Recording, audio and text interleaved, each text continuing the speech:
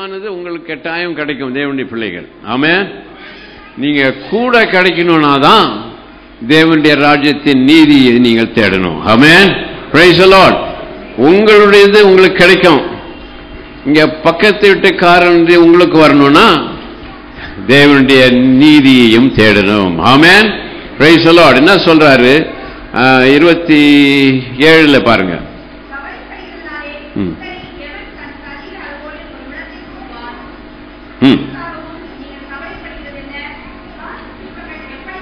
காட்டு புஷ்பங்கள் பாருங்க.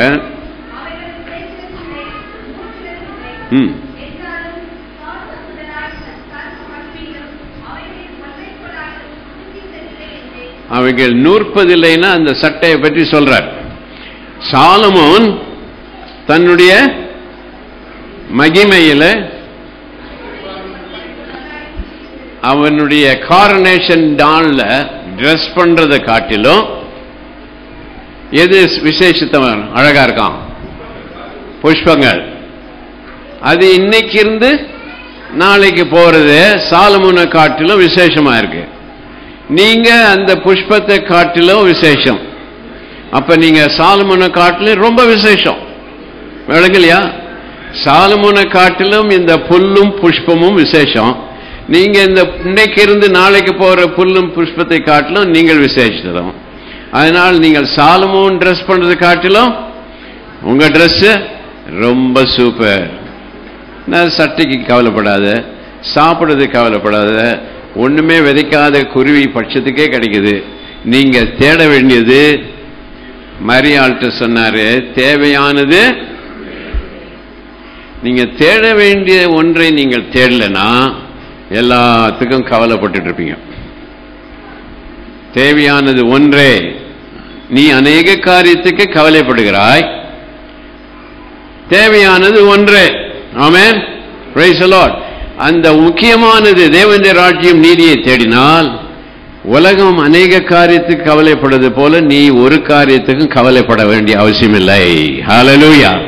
Price the Lord. So இப்படியெல்லாம் பிரசங்கம் பண்ணிவிட்டு அவ்வளவு அழகாக பேசிவிட்டு மலையிலிருந்து இறங்கும் போது ஒருத்தன் வரான்.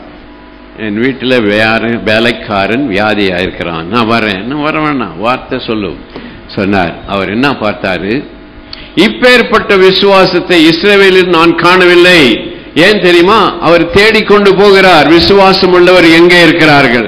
விசுவாசம் உள்ளவர் எங்கே இருக்கிறார்கள்? அவர்களுக்கு நான் தேவனுடைய மகிமை, நீ விசுவாசித்தால் தேவனுடைய என்னுடைய மகிமை காட்டும்படி விசுவாசித்தவர்களுக்கு நான் தேடி போடுகிறேன்.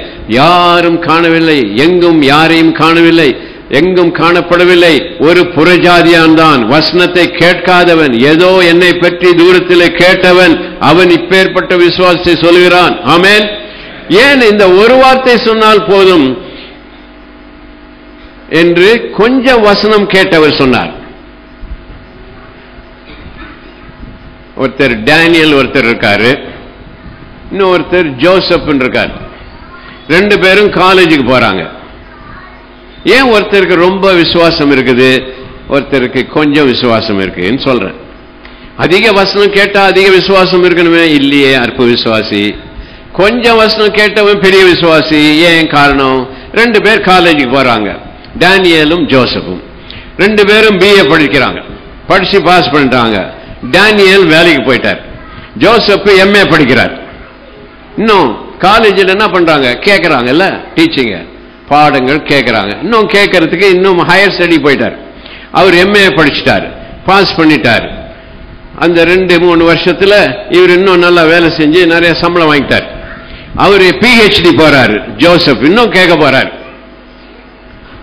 டேனியல் BA கேட்டான்ல, BA உடனே அந்த கேட்டதை வேலை செய்ய ஆரம்பிச்சிட்டான். இவன் கேட்டுக்கிட்டே இருக்கிறான். ரெண்டு பேரும் கடைக்கு போகும்போது டேனியல் பாக்கெட்ல காசு இருக்கு, ஜோசப் பாக்கெட்ல ஒண்ணுமே இல்லை.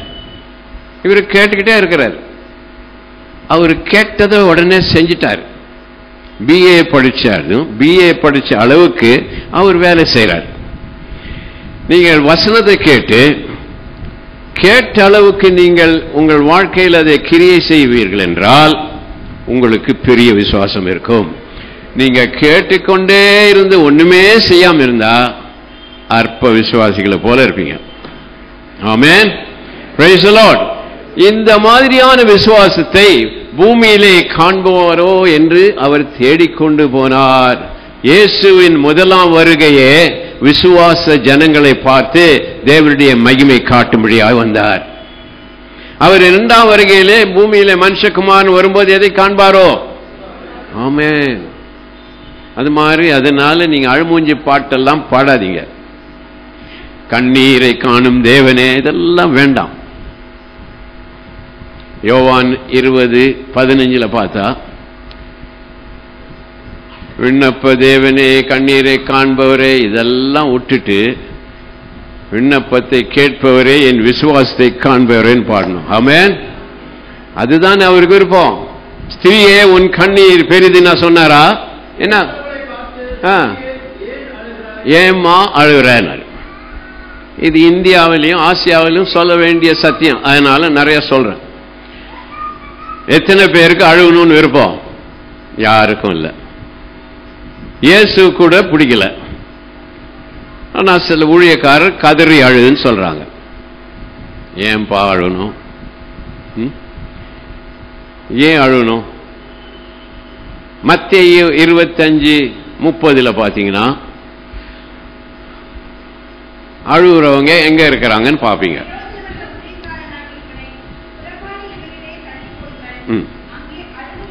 புறம்பான் இருளில் என்ன இருக்குது?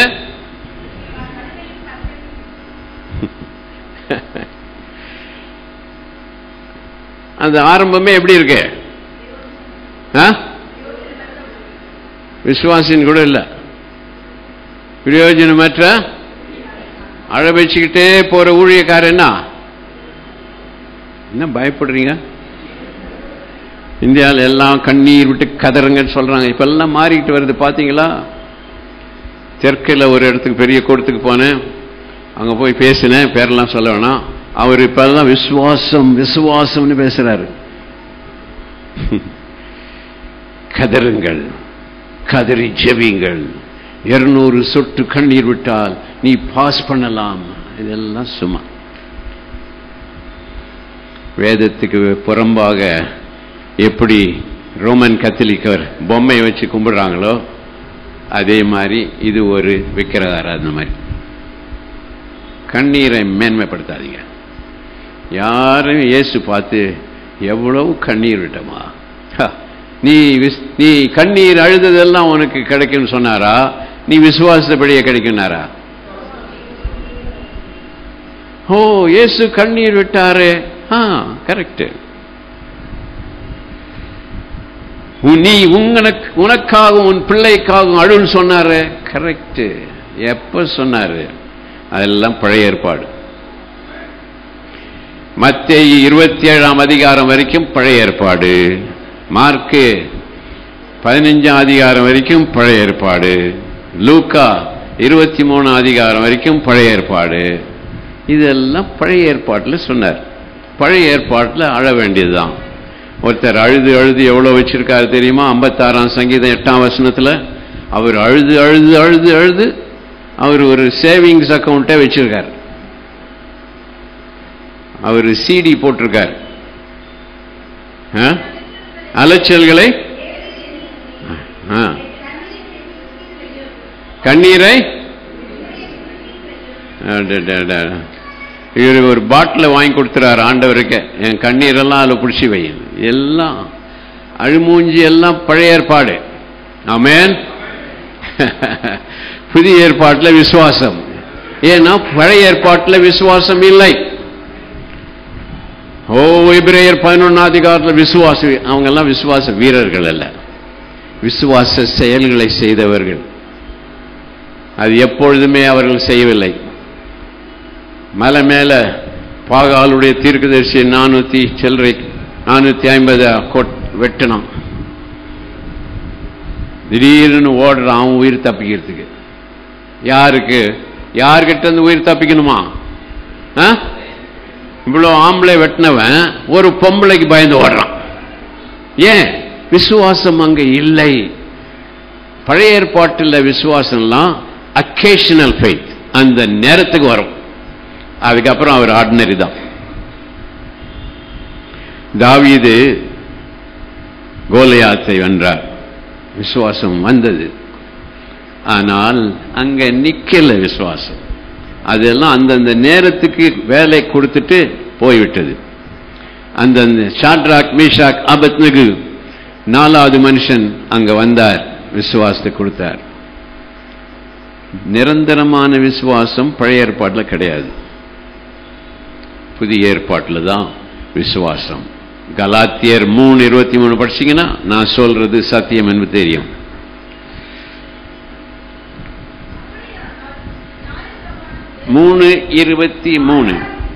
ஆதலால் அப்படின்னு ஒரு காலம் இருந்தது. அது என்ன காலமா?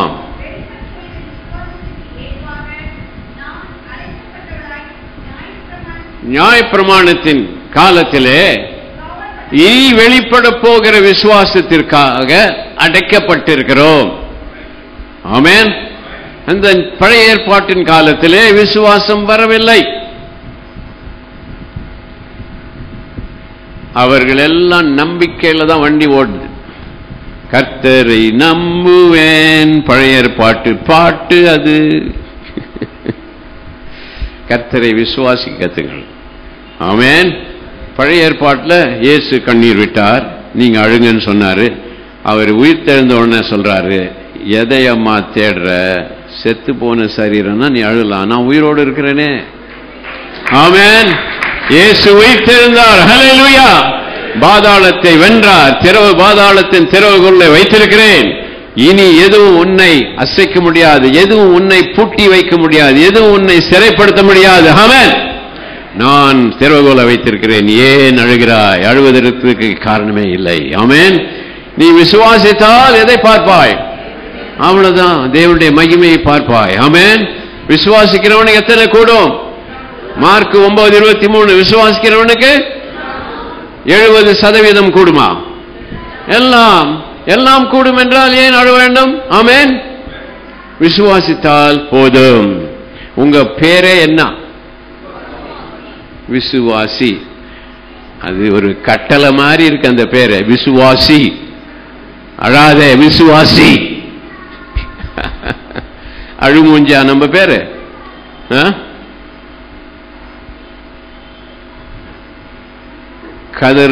கதரும் நாயகி, அதான் பேரு. நம்ம பேரு என்ன? விசுவாசிக்கிறவன்னு கூட இல்ல நம்ம பேரு. நம்ம பேரு என்ன? அது சொல்லும் போதே என்ன வருது? ஒரு கட்டளை வருது, விசுவாசி. ஆமென்.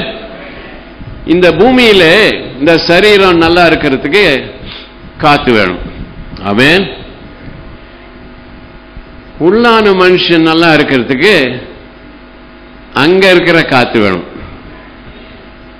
இந்த சுவாசம் இதுக்கு, விண் சுவாசம் இதுக்கு. உள்ளான மனுஷன் ஜீவிக்க வேண்டும் என்றால் விண் சுவாசமாகிய விசுவாசம் வேண்டும். ஆமென்.